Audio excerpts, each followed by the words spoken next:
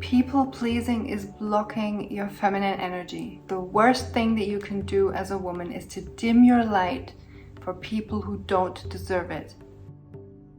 True feminine energy and power come from a state of flow, of attracting, not forcing. But you've been stuck in this cycle of constant delivering in order to prove your worth. You're forcing yourself to give your energy to so many unnecessary people that don't matter, the energy that you should be investing in yourself, leaving you in this frustrated, depleting, disconnected state, this constant struggle between fight or flight. And your nervous system is kind of taught to constantly be on edge. But feminine energy is magnetic, so people pleasing is more a form of forcing, chasing, and the more you lean into that, the more you are repelling what you actually want. You need to shift your perspective from thinking that your value is determined on what you deliver and what you give to others. This is not who you are. This is you performing for approval or to be loved. But if you start embodying your truth, tapping into that feminine energy, which tells you that you are enough, to feel I am enough, rather than the people pleasing, which is giving you the message that you must earn your place in life and you're not allowed to exist if you don't give. For women, this is especially hard because we have that mothering nature inside of us. We've learned to be the good girl and we don't want to disappoint anybody, and we want to just create this perfection around our world on the outside, not on the inside. But there are so many ways that you can reclaim this power. There's so many micro habits that you can implement to change this. Learn to say no and set boundaries without guilt. Learning that the word no is a powerful tool to protect your energy. This is all dealt with in a separate video if you want to learn the techniques.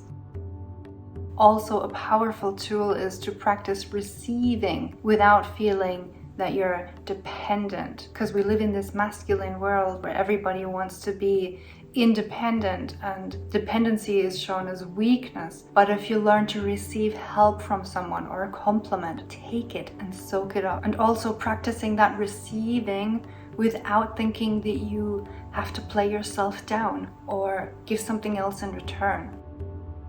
And a big one, learn to actually just speak your mind. Your voice and your opinion matters. If somebody doesn't understand, then that's not your problem. This also filters out all the people that you don't want to have in your life. There will be people that will take your opinion, disagree on it, and let it be fine. And of course, people that will agree on your opinion. But if you don't speak it, you will never find out. And the two latter type of people, the one that agrees and the one that is able to think outside the box and take your opinion into consideration, those are the people that will inspire you and motivate you along the way.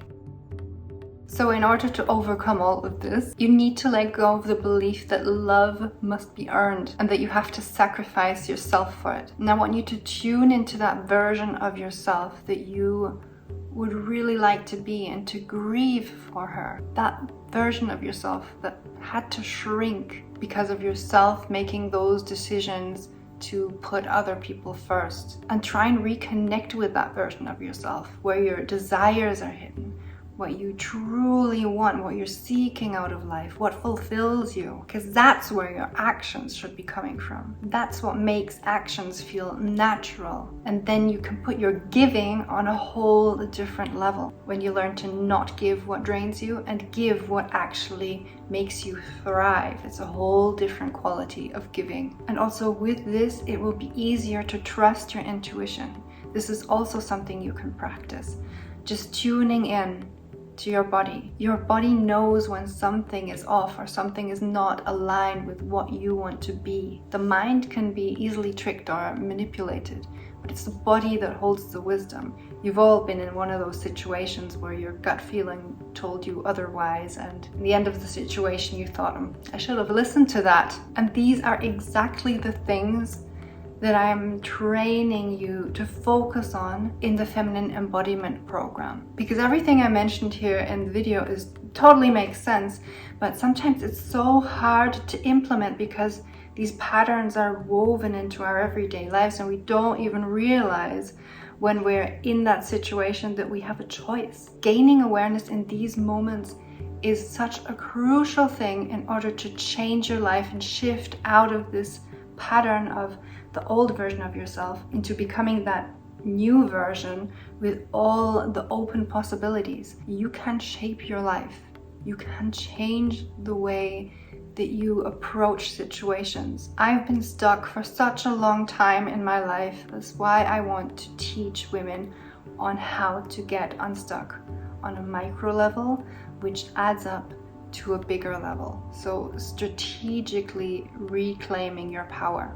If this sounds interesting to you, there's a pinned comment down below. I invite you and I'd be happy for you to join. So what I want you to take out of this video is to stop chasing and learn to be still and to listen and to feel what's meant for you. And that softness, that vulnerability, that courage that you need to do so is not weakness, it's power. It's the strength you have when you have boundaries. Let yourself be fully seen, fully felt, and fully expressed. For more techniques on this topic, do check out my other videos. There's a whole series about people pleasing, and I will see you either in the community or in the next video.